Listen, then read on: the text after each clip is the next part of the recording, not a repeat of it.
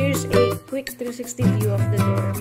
Ayan, so meron ka dito ito, this one. Nabi dito na tote bag.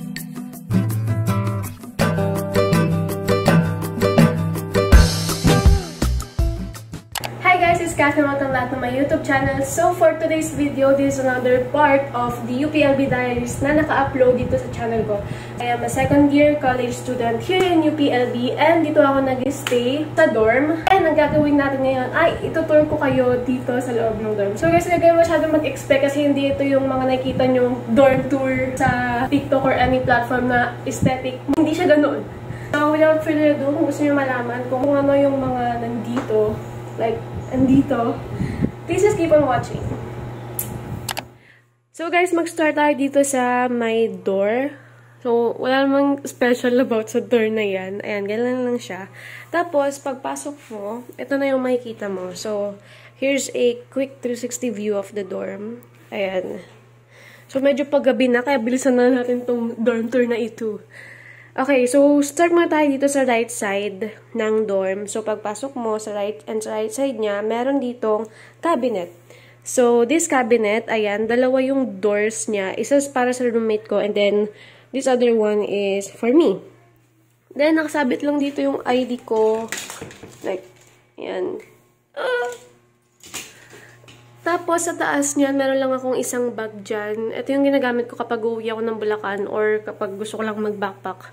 Then, next, proceed na tayo with this side. So, medyo hindi ko gusto tong side na to kasi medyo hindi siya maganda sa eyes. Pero, ayan, ganito lang siya. So, ito yung gamit ko and then gamit ng roommate ko. So, meron ditong sink and then meron din ditong mirror na madumi. Tapos, ayan, sobrang unusual ng sink na to kasi nasa labas siya ng CR. Ayan. Pero, nagagamit naman siya. So, it's fine. Then, ayan, meron ako ditong mga panghilamos, toothbrush, tapos mga cotton. Tapos, ayan.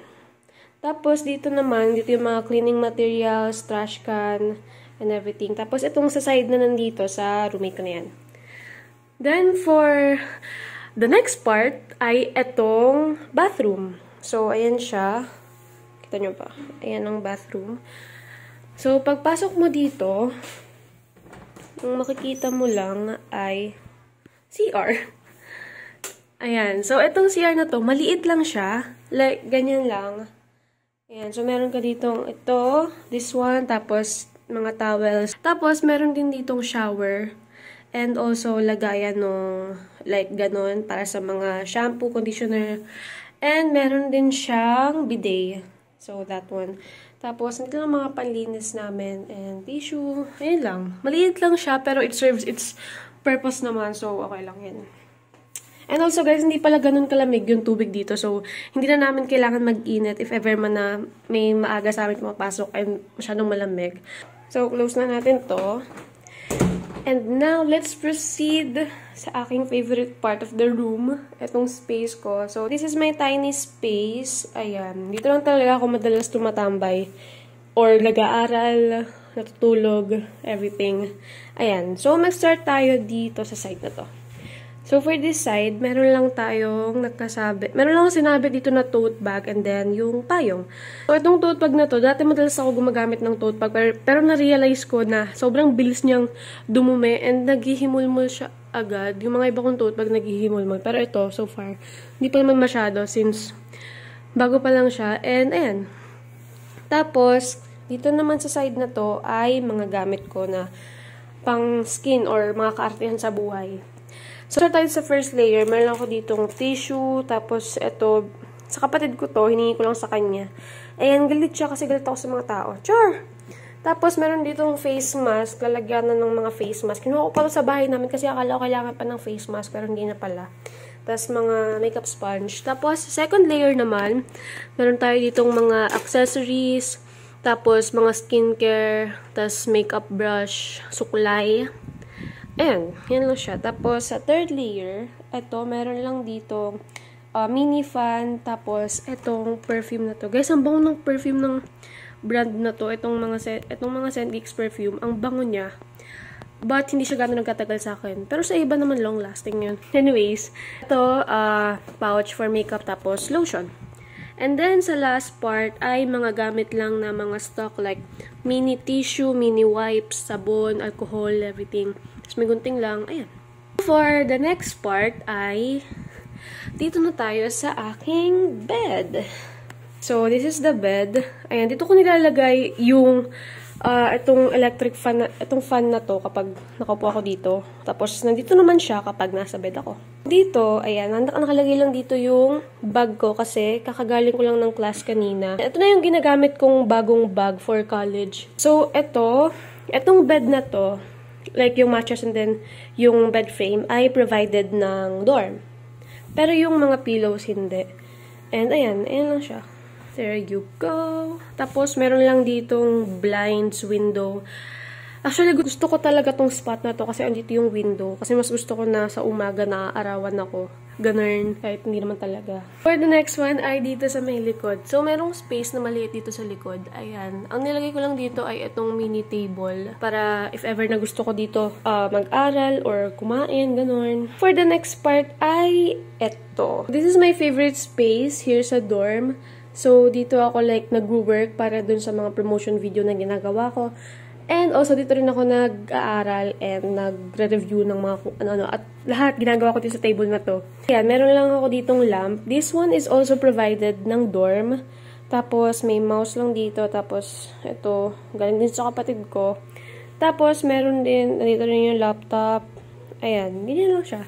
Tapos, ito, nabili ko to sa Shopee. Like, ayan, para aesthetic, pero parang hindi naman, pero wala naman nangyari. Tapos, ito, mga highlighters, ballpen, and everything. Tapos, itong alarm clock, and itong mirror. Tapos, sunglasses. Ay, eyeglasses pala. Ayan, mirror. Hi.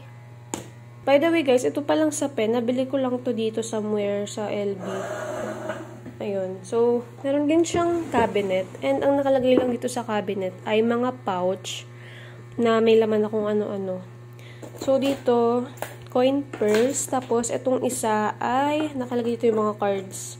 So, tapos, ito mga medicines for emergency. Tapos, extra earphones. Tapos, yung charger.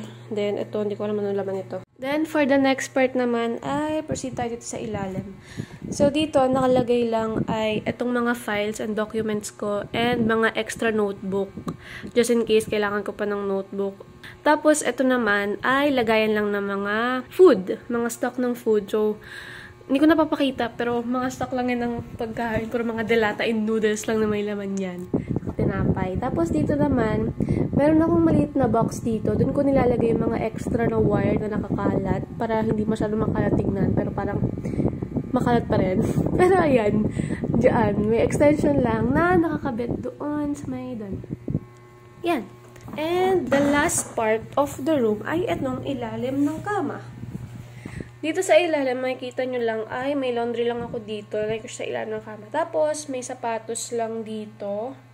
Ayan, dito ko nalagay yung mga sapatos ko. Tapos, dito naman, mga sabong panlaba and mga napkins. Then, andun yung maleta ko. Ayan. Tapos, eto, this one ay mga plato, tapos yung mga can opener. Galing pa kasi yan dun sa dati kong dorm since pwede magluto dun sa mga multifunctional cooker, ganun. Ngayon kasi bawal na dito sa dorm. Tapos, ito naman yung mga madalas ko ginagamit. Ito actually, kakahugas ko lang. Yan. Ayan. Ito yung mga madalas ko ginagamit. Mga kutsara, tapos mga baso pang kape, ganun. Tapos Tupperware. Yan. Tapos, meron pala ako ditong rug. Ayan. Ang ganda nito, pero parang kakalinis lang niya, tapos parang madumi na naman. Ayan, nabili ko lang to sa Mr. DIY ata or sa DV Mart. And yeah. So, another quick overview ng aking space. Ayan. So, ayun guys, hindi ko na kayo tutour sa ibang side ng dorm kasi that's for my roommate na and for her privacy na din. And by the way, ang dorm pa lang na to, ang rent niya ay 3,500 per person per month. And wala rin pala kami ditong aircon and also yung electricity ay yung tulad na dun sa 3,500. Tapos parang may pataan na lang na 500. Pag sumobra kayo doon, yung sobrang na lang yung babayaran nyo. Tapos pwede rin pala dito na magpakabit ng wifi. And also meron din silang kitchenette dito sa may labas. Meron dong oven toaster tsaka microwave. Tapos may sink din doon. Tapos meron din dong water dispenser na may hot and cold. So, ayun, libre tubig na dito. And also, yung dorm pala na to ay located siya sa kanan ng UPLB. And meron din sila ditong rooms na for 3 packs ata, tsaka 4. Tapos, meron ding rooms na may aircon, meron ding wala, kagaya nung sa amin. So, ayun, if you enjoy watching this video, please give this video a thumbs up and subscribe to my channel. Bye! Thank you for watching. Bye!